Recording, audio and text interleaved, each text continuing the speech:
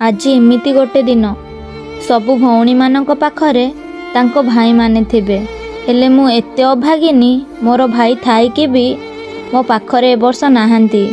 ପୂର୍ବ ବର୍ଷ ସେମାନେ ମୋ ପାଖରେ ଥିଲେ, କେତେ ମଜା କରୁଥିଲୁ ଆମେ।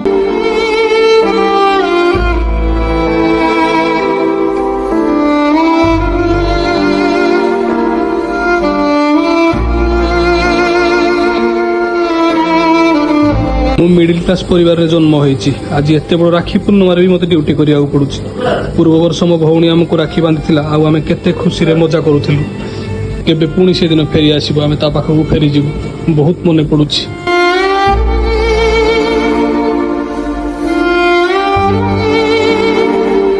ଫଟୋ ଦେଖିଲେ ଆଖିରୁ ଲୁହ ପଳେଇ ଆସୁଛି। ଆର ବର୍ଷ ମୋ ଭାଇ ଭଉଣୀଙ୍କ ସାଥିରେ ଥିଲି, ହେଲେ ଏଇ ବର୍ଷ ମୁଁ ହଷ୍ଟେଲରେ ଅଛି।